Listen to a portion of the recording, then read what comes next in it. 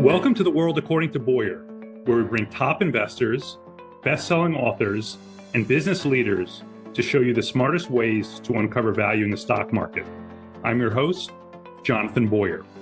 I'm really excited about today's special guest, Bill Wilson, CEO of publicly traded company Townsquare Media. Prior to joining Townsquare, Bill was president of AOL Media from 2006 to 2010. Before working at AOL, Bill started his career in the record industry, where he worked under the great Clive Davis. It's especially exciting to have Bill on the show today, as in full disclosure, I personally, as well as my clients, own shares in Townsquare, and Bill and his team have done a fantastic job, both operationally and in terms of capital allocation, which I want to discuss with him. We also recently featured Townsquare in our March 2024 Substack report, stating that, in our opinion, it is intrinsically undervalued. Without further ado, Bill, welcome to the show. Jonathan, thank you so much for having me on the show. As I said, I'm really excited. And before digging into Townsquare, just love to talk a little bit about your early career. You started in the record business after finishing your MBA. What was that like? Well, I think I was very, very fortunate early on in my life. I had a very distinct perspective on what I wanted to do, which is rare. I have two children now, one graduating college and one just in college as a freshman. And when I was in middle school, I grew up in Teaneck, New Jersey, which I think also influenced my career and who I became as a person, because it was the first town in the United States to voluntarily desegregate in 1965. And my parents moved there in 1968. So it was a very diverse community, which I think helped form who I am today. But in junior high school, I read Clive's autobiography. I think it was a biography at the time, Clive Davis, that is. He had just started Arista Records after leaving Sony. And I was a big music fan. My family, I was never a musician in terms of capable skills in music, but I loved music. And my family always listened to music. And that had a profound impact on me. So I remember reading that biography and saying, one day I want to run an entertainment business, particularly a record label at the time. So fast forward, graduating with my MBA at Rutgers University, for literally 2 years, Jonathan, I wrote everybody who got promoted in the record business. There was a trade publication called Billboard, and there was a section called the Executive Turntable. And no exaggeration, for 2 years, I would go to the public library because it was a very expensive subscription, so I couldn't afford it at the time. And I would literally write a letter to everybody who got promoted. If you were from mailroom to mailroom manager. And one of the people who got promoted was Jack Rovner. He had left Sony and joined Arista. And I interviewed with Jack Rovner for about a year. And I was fortunate enough to be hired as Richard Sanders' assistant, who was an incredible mentor. I would not be in the position I am today without Richard Sanders' help. And it was a dream come true. I always wanted to work for either Clive Davis, who was at Arista, or Mo Austin at Warner Brothers. And I kind of manifested it, and it happened. That's amazing and shows the value of persistency for those who have been living under a rock. You know, Clive Davis is legendary, discovered Whitney Houston, helped with Billy Joel, Bruce Springsteen, Aerosmith, basically anyone who's been in the music business over the past 40, 50 years. Were you able to work with him at all, or? Yeah, directly with him. So, the book I read was published in 1975. It was called Inside the Record Business, and it was fascinating. It's still on Amazon. They're charging $50 these days, but definitely worth reading. He's actually had a more recent autobiography and a movie on Netflix for those interested. But not only did I work directly with him, it was probably my earliest influence of a leader running a company.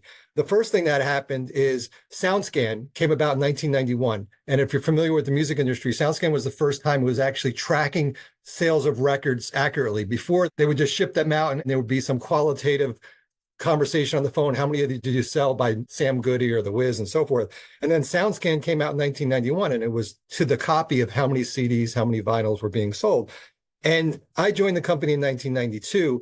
And in the marketing department as an assistant, I started obviously at the bottom and working for Richard Sanders, who was running marketing. And Clive would track everything, visits to radio stations, visits to record stores, promo tours, concerts, and there'd be reports about every artist. And I had a economics background, and I actually taught econometrics as an undergraduate at SUNY Stony Brook.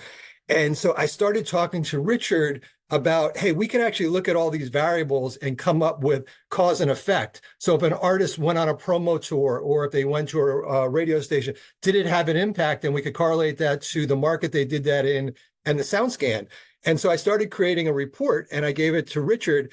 And Richard, a lot of people in these days wouldn't have done that. He put my name on the report. He could have easily put his name on the report and sent it to Clive. So he's like, hey, just call it the Wilson report. So I called it the Wilson report. And after 2 or 3 weeks, I get a call from Clive's assistant, Rose, and she's like, Clive would like you to come up. And she's like, I come in and he's like, what is this? How are you doing this? How are you calculating these variables and these cause and effects? And I walked him through a model that I had created. And he was fascinated. He gave me so much attention. And in essence, every week he started distributing it to all of his leaders in the company. And he has a very infamous luncheon meeting every week. It was every Thursday, started at 1:00, and it would literally go from 1 until he was done. And he would go through every artist on the label. And he started to use, obviously, some of the information that I provided, but obviously a lot of other information. So going back to your original question, I had direct contact with him on a daily basis, and it helped. His level of detail, as you said in the introduction, from Whitney Houston to Sarah McLachlan to Kenny G to Aretha Franklin, Carlos, I mean, the list just goes on and on and on. When I was starting out, I was working with really small artists, a band called Spiritualized out of London. And what really struck me, Jonathan, is he cared just as much about an artist who was selling 20,000 copies as he did about Whitney Houston. And he gave that the attention. And that struck me as a leader that it's a responsibility. You have these brands and you're investing in these people's lives, you have to put as much attention on each one of them. And that stuck to me to this day. That's amazing. Besides that, the attention to detail, because I'm always fascinated with what makes someone a fantastic leader. What else made him great? Like, he's known as the man with the golden ear or whatever it is, but why was he so much better than everyone else? I think his passion, first and foremost, his passion for the music, his passion for the artistry. I've never seen an individual work as hard as somebody did. And I remember talking to him at times, and he didn't view it as work. He viewed it as almost a calling. I mean, I remember when Whitney Houston would go up against Mariah Carey back in 1993, 94, he would start the meeting by saying, you know, how are we doing with Whitney's new single? And the head of R&B or pop radio promotion would say, we're doing great. We've got 99 spins on this station. We've got 67 on these. And what also struck me, Jonathan, he never looked at any piece of paper. And he said, well, I don't understand how you could be pleased with 99 spins when Mariah on that same station has 102 spins for her song with Boyz II Men. How can you be pleased if Mariah Carey's on top? And literally, Jonathan, he would do this for like the top 15, 20 markets without ever looking at a piece of paper. And in this meeting would go literally from anywhere, the shortest 4 hours. Sometimes he'd have to order in dinner at 6 or 7 o'clock. And I think it's that passion and that level of detail. And he made everybody better in the room because they knew they needed to bring their A game every week. You couldn't walk into that meeting and not be prepared. So I think it's him as a leader, but also the culture he built of accountability. We have an accountability to these people's lives and profession, and we're not going to take that lightly. For those of you who are not familiar with Townsquare, maybe just give a brief background of what Townsquare is and what you do, et cetera. Yeah, so Townsquare is a local media company focused on really the whole premise of the company originally was use radio as a Trojan horse to build a digital first company. And it was formed in 2010, originally with about 17 markets, 60 radio stations.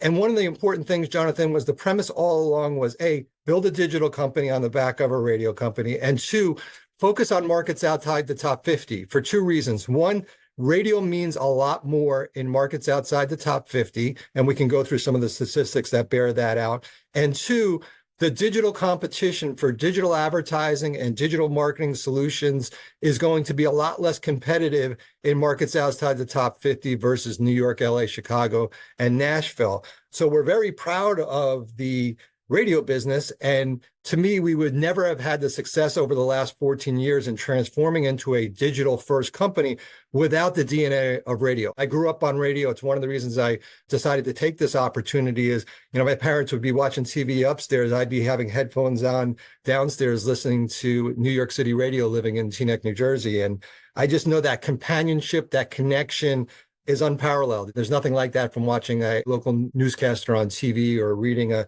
journalist. And so I really felt like harnessing that power of radio to build a digital connection and make sure people who joined radio to inform and entertain their communities were relevant for decades and decades and decades, no matter what happened with the radio audience. And thankfully, over the last decade, we've transformed the company from a successful radio company to a digital-first company that also owns radio stations, with now over 50% of our revenue and 50% of our profits coming from our digital divisions. Can you talk a little bit more about the hyper-local importance? Why is that so important in today's day and age? Yeah, I mean, you think about what's happened. We call them news deserts, right? So going back almost 6, 7, 8 years now, the newspapers, particularly in our size markets, but I think across the US, but particularly in markets outside the top 50, have really been decimated. There's close to 2,000 newspapers that have been folded in the last decade, and the pandemic and COVID really accelerated some of those challenges. So it's a great business for us, but it's also, we feel like, a calling to make sure that these smaller markets are informed and have trustworthy journalists. A lot of our hires over the last 5 years have actually come from the local newspapers as they shed jobs and focus more on national content. We've actually picked up those reporters to serve that need, and we have them on the air, but we also have digital-only reporters creating content that if you go to any one of our 300 plus local websites, I think most people would look at them as almost like a local newspaper. They wouldn't recognize that a radio company was behind them. So we think it's incredibly differentiated. We reach 1 in 2 adults listening to the AM/FM stations of ours because they're so local. Can you explain that again? That statistic is unbelievable. Yes. So on average, we're in 74 markets. On average, we own 4 FM radio stations and 2 AM. So 6 markets in a station on average. When you look at those 6 markets on a weekly basis, we reach 1 in 2 adults just through the AM/FM broadcast. So 50% of the adult population. You go back to asking about how I got from AOL to Townsquare earlier. That was Stephen Price's, who at that time was the CEO. Stephen Price and Stu Rosenstein were the co-founders of the company, had the vision early on. Stu's not only a co-founder, but also our current CFO. And Stephen's kind of pitch to me was, if I just walked into a room and told you that you could market for free to 50% of the adult population, and you can go out and create any digital products over the next 5 to 10 years, would that be compelling to you? I'm like, yeah, of course. If you can market 50% of the adult population, he goes, well, that's what we can do. And we can do that through our AM/FM radio stations. And we have the benefit of a great cash flow business that we think is going to be relatively stable for the next 5 to 10 years. And to your point, it's incredibly eye-opening. In the top 50 markets, say New York City, where you're sitting, the number one market share is probably about 20%. So reaching obviously 2 in 10 adults. So our company reaches 1 in 2 adults. So that, in essence, is one of the reasons we've had so much success with our digital products, is because we can market to free for 50% of the adult population. And if anybody who's listening to your podcast knows, radio overall has been a great reach medium. It's actually now the number 1 reach medium in America, because TV and cord cutting over the last 5 years has accelerated so much that TV used to be the number 1 reach medium. Now radio is. The challenge for the radio industry at large is time spent listening has been decreasing. For Townsquare, that's not the case. So our reach is rock stable, 50% of the adult population, and our time spent listening is rock stable. So that's one of the reasons we're generating so much free cash flow, because we have a relatively stable, what I call a traditional cash cow. It is a declining business over time, but it has so many great characteristics. The 50% adult population and the 30% margin in terms of cash flow. It gets lumped into the rest of the industry, which has struggled. When you're lumped into an industry that 3 of the largest players, iHeart, Odyssey, and Cumulus, have either all been in or are currently in bankruptcy in the last 3 or 4 years, we kind of just got lumped into that. I appreciate your time and research on the company, because when you peel back and start to look at what we've actually done in terms of the transformation and what our plans are over the next 3 to 5 years, you start to see the intrinsic value of the company, which, as you noted in your piece, and we believe, is tremendously undervalued at the stock price that it is today. And that's why we've been very aggressive in doing share buybacks, because we recognize that when people look up in 3 to 5 years, the price is going to be much higher. And let's take off what we can at this point with the cash on hand we have.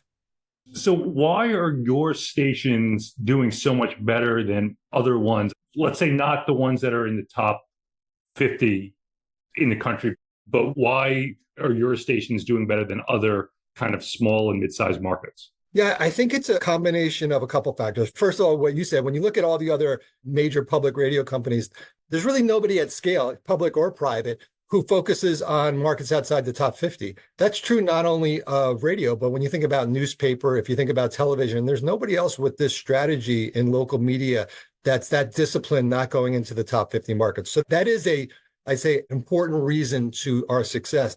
The second reason is because we've had this digital success and this digital growth consistently year over year, it's allowed us to invest in local content. And the fact that I can hire a DJ and they're going to do a great on-air show that's going to be hyper local, but they're also creating content for all of our digital platforms. We call them the original social influencers, 360-degree content creators. So when they're posting articles to our websites, we're obviously able to draw a big audience. So I just shared with your listeners that through our AM/FM broadcast, we reach 1 and 2 adults. Through our local websites, we reach 70 of the adult population. So even more than our AM/FM broadcast. And that's because we are creating credible, original, entertaining, and informing local content for our website. So I would encourage your listeners to go to any one of our websites to see that. So with that business model, it would be very hard for a local broadcaster, and nobody in the industry has the digital percentage of revenue we have. We're over 50%, and no one's close to that. So it has afforded us to continue to invest in local content where others don't have the wherewithal to do that because they don't have this digital growth engine to be able to do that. And I think that's a fundamental strategic competitive advantage for Townsquare. And I think that only continues to widen as we look forward over the next 3 to 5 years. So I know you're trying to, at least from the stock market narrative, pivot away from being a radio station, but it's still a good business and it helps obviously grow the digital footprint. So you have 370 radio stations or so across Correct. the country? Yes. How many out there besides those that you own? Like how big can you get in terms of radio? Because it seems like it's the return on investment would be fantastic. You're exactly right. And listen, we're not trying to pivot away from radio. We just don't want to be perceived as a radio-only company. And as your piece in March noted, our multiple is actually less than other public radio companies at a 6 times multiple. So we're not pivoting away from it. We embrace it. We love radio. We wouldn't be where we are without it. But we are not a radio company. We're a digital first local media company. And therefore, we think we should be valued on a multiple of traditional radio at 6 times and a digital business is at 10 to 12 to 14 times. So that's really the story we're trying to continue to gain understanding of. But going back to your question, there's so many regional, smaller players, mom and pops. There's hundreds to be able to be acquired, if not over 1,000. We actually recently did an acquisition, Jonathan, a small scale company called Cherry Creek, coming up on 2 years ago. So it was June of 2022. And we bought that at, call it 5.5 times, 6 times multiple, but they had no digital business. So when we look at acquisitions, we look at leading market share. So we want stations and brands that are in the top 5, beloved by the community, with great local leadership, great sales teams. So they're ingrained in that community, and obviously markets outside the top 50. But we knew when we bought Cherry Creek that we'd be buying it, let's just call it a 6 times multiple, and that within 5 years, that would be to 2 to 3 times multiple because of the growth in digital. And I actually was just doing our first quarter financial review yesterday, and the growth in Cherry Creek in the last 2 years has been exactly as we expected. So there is a lot of opportunity for acquisition and taking what I would call traditional radio companies and building digital businesses alongside them, which is how Townsquare has done it for 14 years. And there's also the opportunity for organic growth. Even without acquisitions, we expect to be a high single-digit revenue growth driver and mid-single-digit profit driver over the next 5 years. Acquisitions would just be on top of that. Does the government prohibit you from growing to a certain percent, or are you free to keep on buying radio stations? Yeah. So I was actually the executive chair of the National Association of Broadcasting on the radio side. They represent radio and TV, an amazing organization led by Curtis Leggett. I just came back from the conference in Vegas, second largest conference outside of CES out there. And unfortunately, my views are the FCC is antiquated in their rules. The quadrennial rule 20 years ago has a cap where we're restricted from owning more than 4 FMs and 2 AMs in any of our markets. And 20 years ago, you didn't have Meta and you didn't have Google and you didn't have, you name your device or your platform that competes for people's attention. And we're limited. And I think that's unfair. I expect at some point those limits will be taken away. And it'll be very accretive for us because we can add more distribution, more content, more AM, FM signals with really the infrastructure we have already of a sales team and a market president.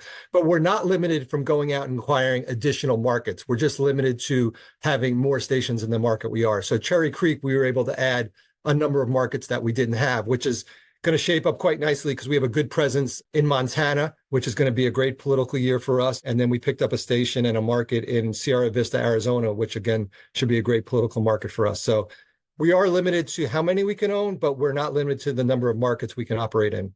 So there's plenty of room on the growth side there. 100%.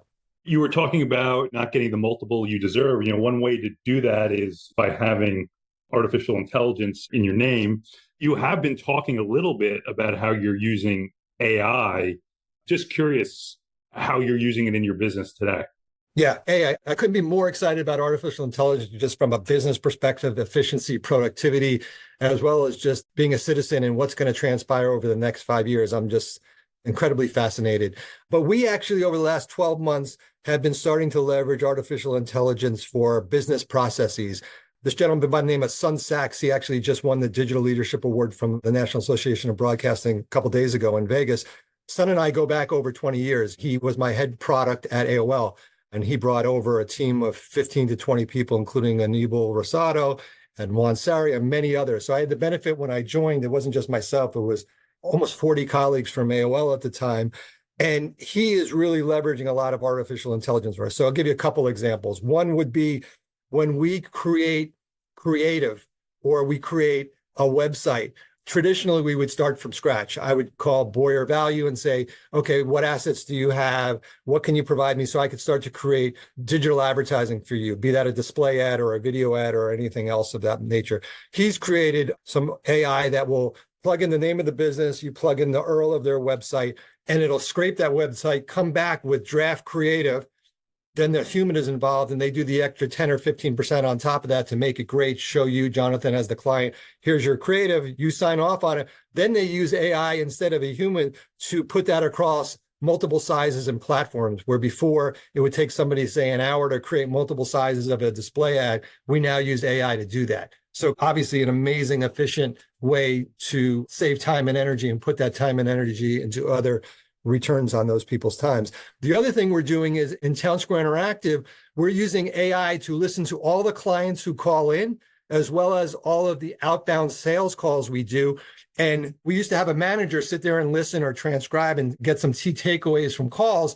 Now we're using AI to go, okay, if a client is upgrading, what are the things they're upgrading for? If someone's looking to downgrade or if they have a problem with their service, what are those commonalities? When a sale pitch goes well and closes, what are those commonalities? We're using AI for all of that, where before it would literally be hundreds of hours of listening to calls.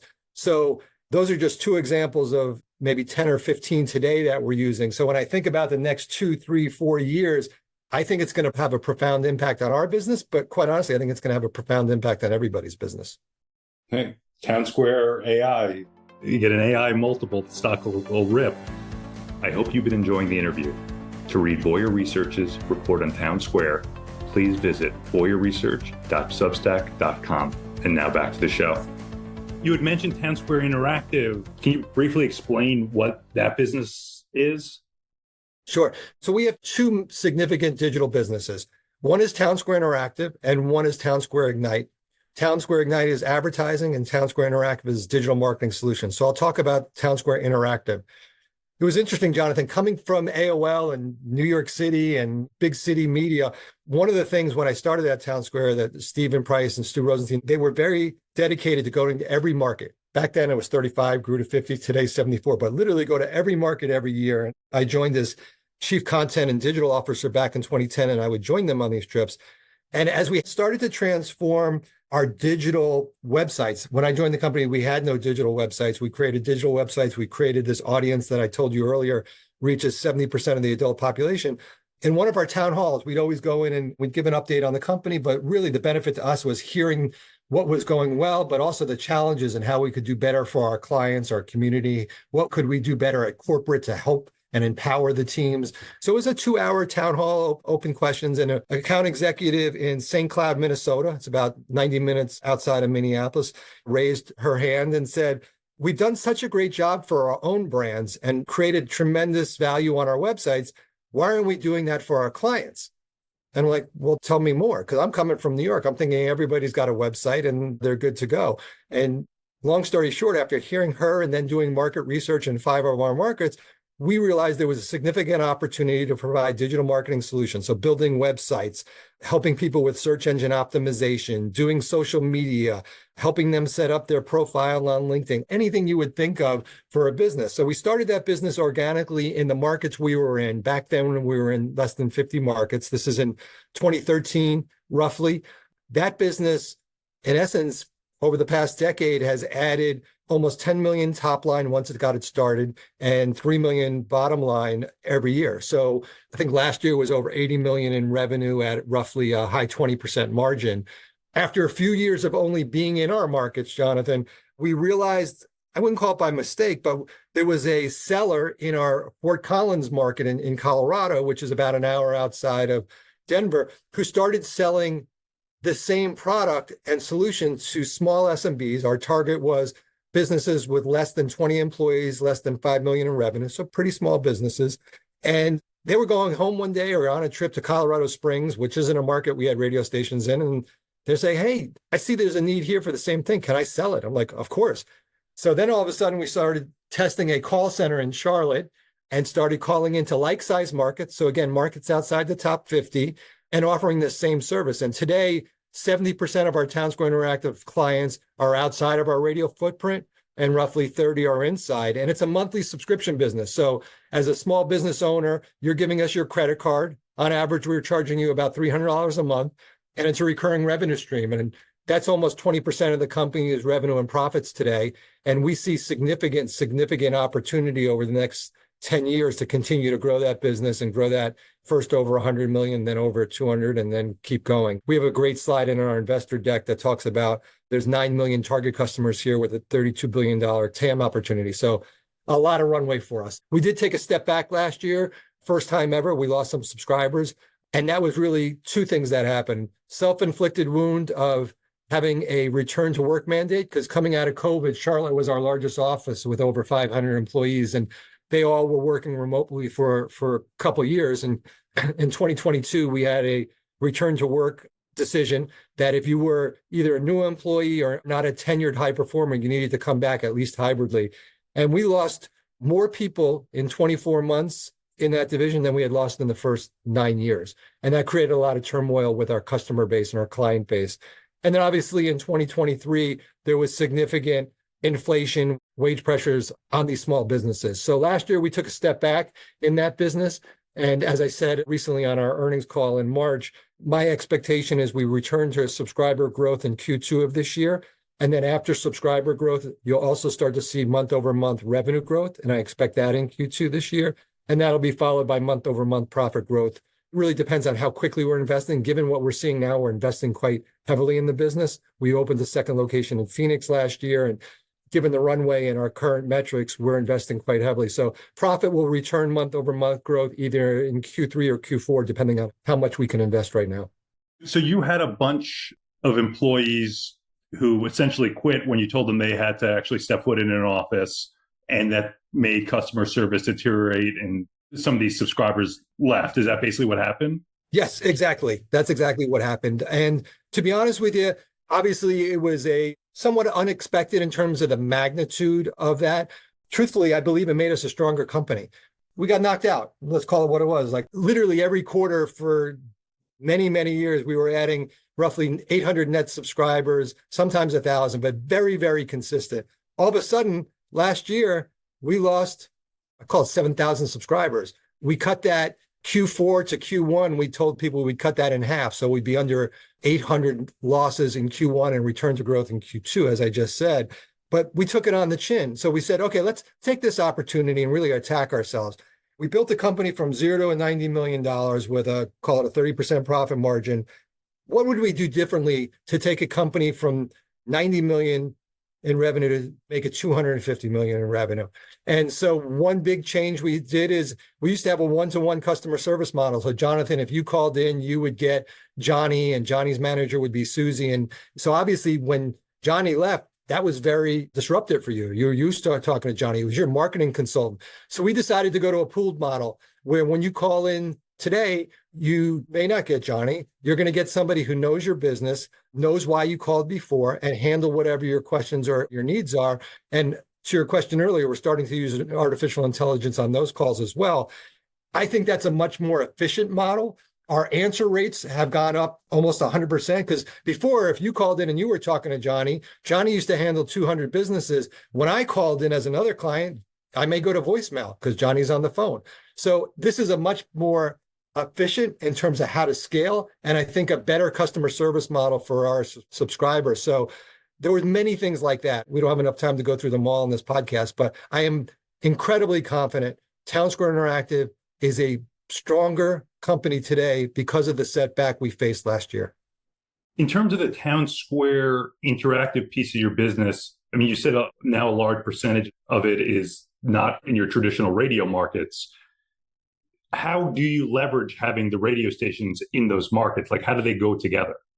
So in the 70% of the clients who are outside the market has nothing to do with radio. There's no overlap. In the 30% where we are selling Townsquare Interactive, we're utilizing our existing sales teams to provide referrals to our Townsquare Interactive team. So I think going back to one of your questions, like, why are you performing so much better just radio to radio companies, putting aside the success you've had in growing a very profitable digital business? Part of it is we have full funnel marketing solutions. So meaning clients don't want to deal with multiple vendors. Well, Gordon Borrell has done a number of studies where 10 years ago, a small business would work with, quite honestly, 10 different providers, be it the Yellow Pages, the newspaper, television, radio, outdoor company. Today, they want to work with one or two providers who can really handle their advertising and marketing needs. So you want to be really one of one. And the only way to do that is to have full funnel solutions. So the fact that we've got radio, which is the best cost-effective reach medium, but then we've got this programmatic digital business, and then we could also help you with your website, build your website, make sure you're on the front page of Google for the appropriate search terms.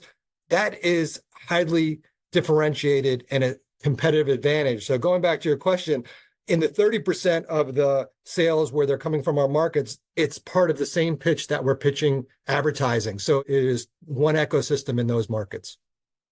Wall Street hasn't been as kind to you as it should be, at least in our opinion, in terms of the valuation. It seemed like the Townsquare Interactive would get a higher multiple. Have you ever considered spinning out that portion? Would that make sense? We get a lot of questions about that. Is that a possibility one day? It could be, but the characteristics of helping the radio division and that overlap is powerful. So could that happen? Yes, because they could obviously be an arm's length relationship. But my view is we are going to get that value, particularly as we today are, call it 50% of our revenue, 55% of our profits coming from digital. Fast forward just 2 or 3 years, I expect that to be over 60%. And then think 5 years, I expect that to be 70% revenue of digital and 70% digital profit. So we're extremely patient. I mean, just like you are as investors, like I read a lot of your materials, we have the same approach where as long as we stay disciplined, consistent, I think we have a culture of high performance and accountability. We're not worried how we're valued today. We're trying to unlock value. We're delevering. We get the advantage of our stock price being so undervalued. We're able to retire millions and millions of shares at it. We think is a ridiculously low price. I think part of the story, Jonathan, is we're lumped in with radio traditionally, and I think we're starting to break out of that box. 2, we've been highly levered. We stated for a little while that we were going to come down from 6 times. We stayed above 6 times for quite some time. We've got our lowest net leverage, in essence, in quite a while at 4.4 times. We expect that over the next 18 to 24 months to come down to 3 times. So I expect that to be a material difference in the eyes of investors.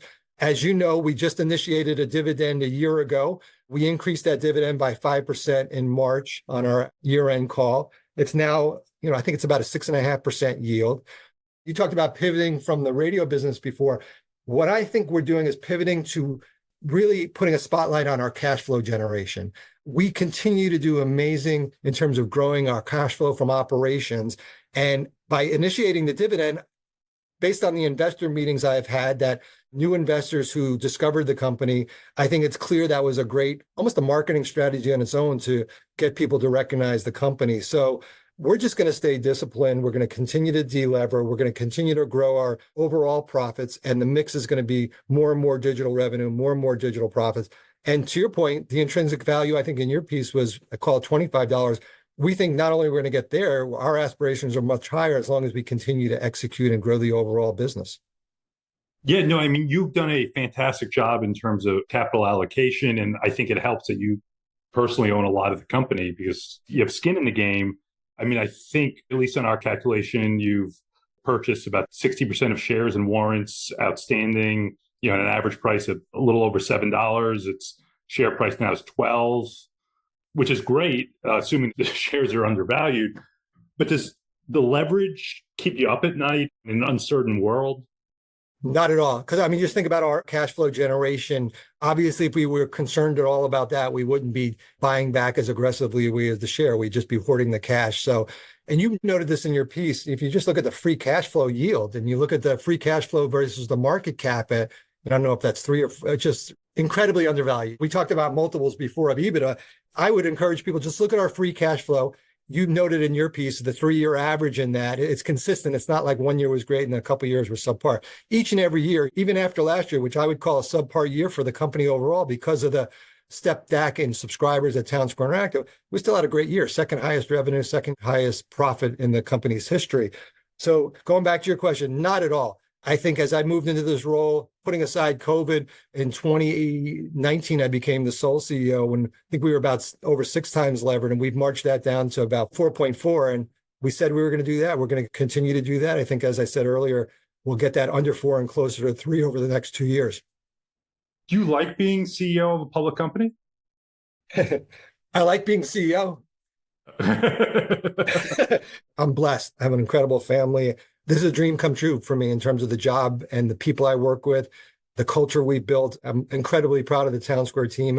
I feel it's an honor to represent the team. They're obviously doing all the work. The corporate office is extremely small. We're talking about, even with the accounting team, you're talking about less than 50 people. So with over 2,200 employees, the people doing the work are all in the markets, serving their communities and their clients. And to me, that's what Townsquare is about. It's like, how do we serve these tremendously underserved communities? How do we help these clients? And that's what we're really, really proud of, helping these business owners reach their dreams. So I love being the CEO of Townsquare. I look forward to doing this for as long as the board will have me. The board couldn't be more supportive. As a first-time CEO, has given me tremendous advice.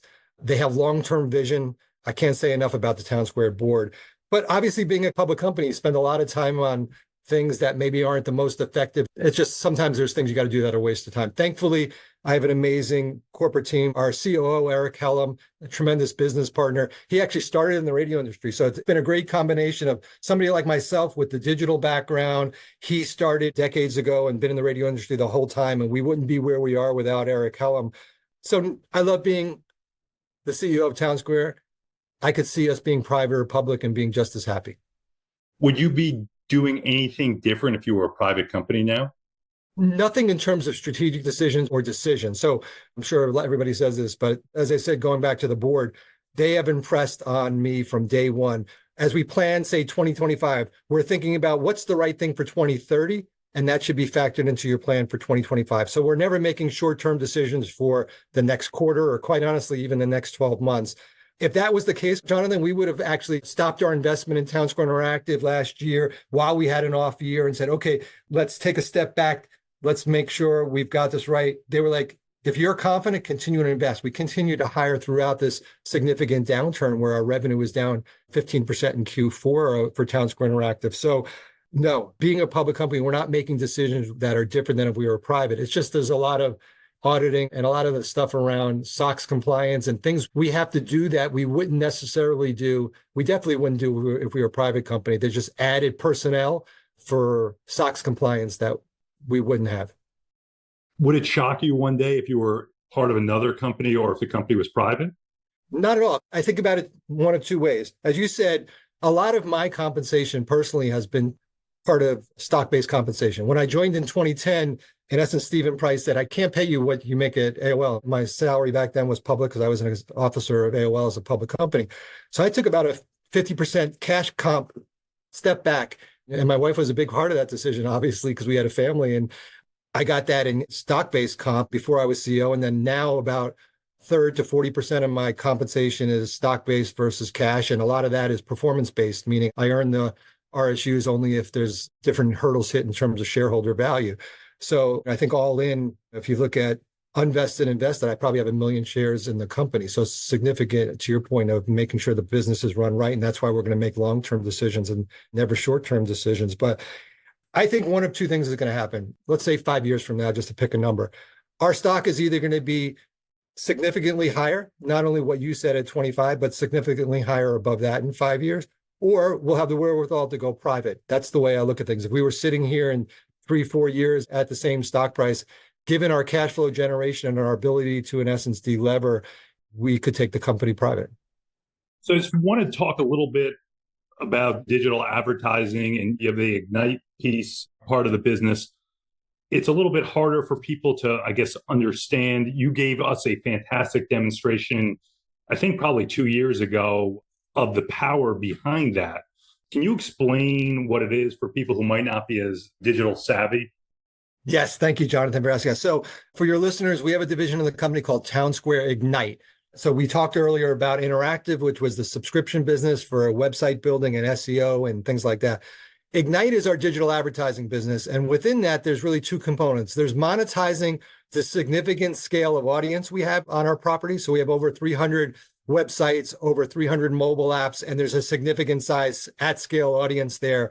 We collect first-party data on that audience. So in a world where cookies go away, it's highly valuable. What's first-party data, just for those who don't understand? So first-party data would be getting information when they come to your website about their interests. So are they reading a personal finance article? Are they reading an article about real estate? Are they reading an article about nutrition or medical? And knowing that about an individual. You can get that data on the open marketplace from third parties, and you pay an effective CPM for that data.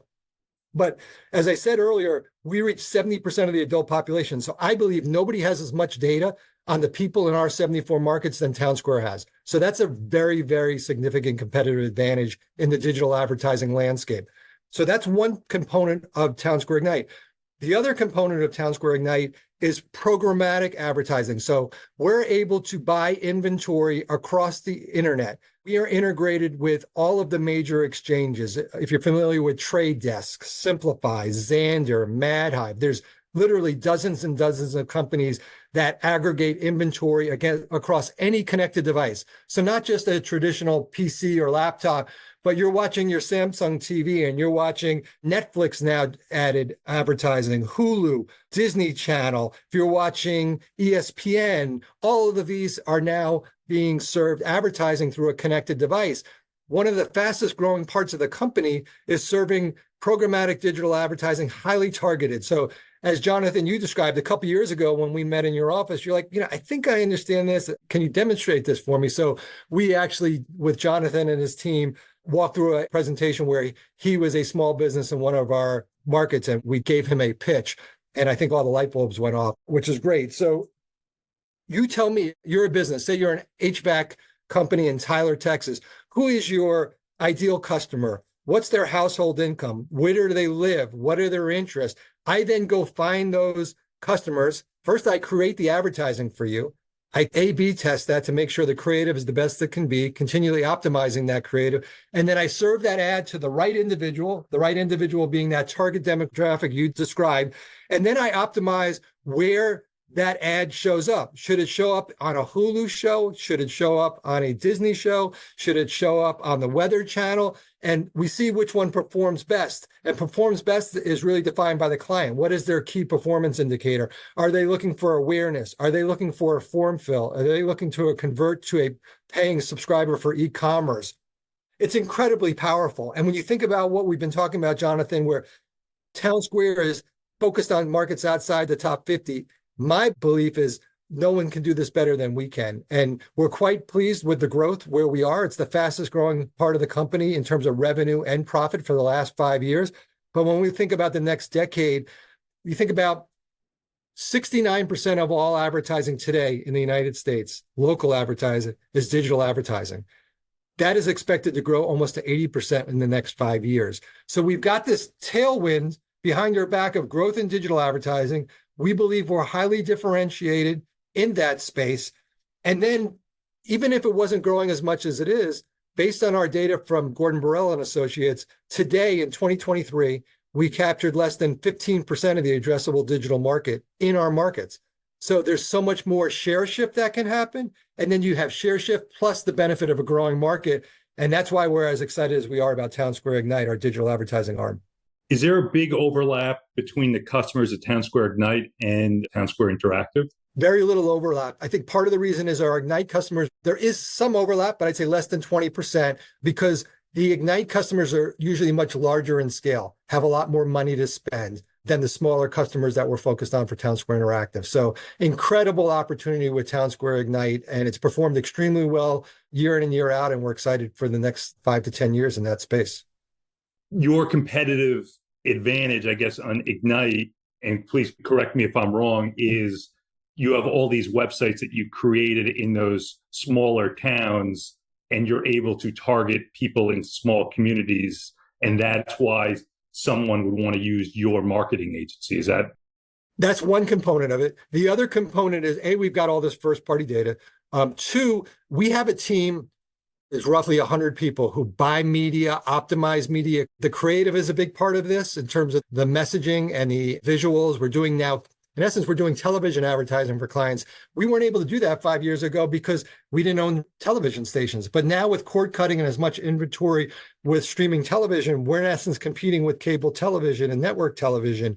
So part of the differentiation there is we've got this huge scale of hundreds, if not sometimes thousands of campaigns for lawyers, doctors, plastic surgeons, HVAC, you name a vertical. And quite honestly, I could sit down with you. We're doing this in the home improvement space and particularly HVAC. And I could sit down with you and say, we've done this campaign for over 500 customers across the US that look just like you. This is what they did prior to working with Townsquare, and this is what they're doing today. So having that scale and that expertise in verticals is highly differentiated. Again, particularly in markets outside the top 50.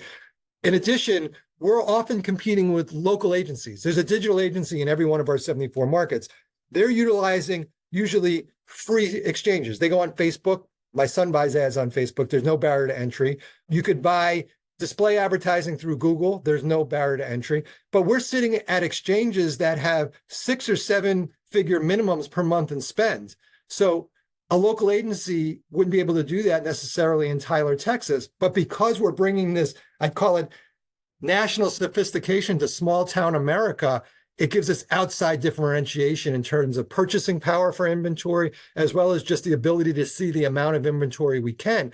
And that may matter less in New York, but when you're in Tyler, Texas with 300,000 people and you want to reach somebody with a household income of 75,000 who has 2 kids, drives a Honda Odyssey and loves MMA, there's only so many opportunities you have to do that. So the more inventory you have to not only reach that person, but to optimize that creative, make sure you're reaching them on the right platform.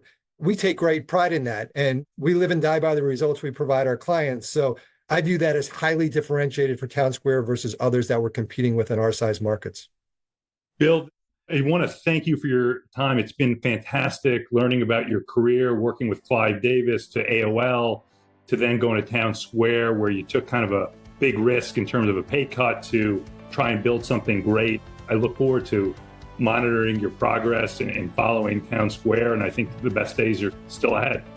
I agree, Jonathan. Thank you so much. It's been an honor. It's been a pleasure. And I look forward for all your listeners, hopefully, to learn more about Townsquare and spend some more time understanding the company. And if anybody has any questions, they could always reach out to me at any time. My email address is bill@townsquaremedia.com. And thank you again, Jonathan. Thank you. I hope you enjoyed the show. To be sure you never miss another World According to Boyer episode, please follow us on Twitter @BoyerValue. Until next time.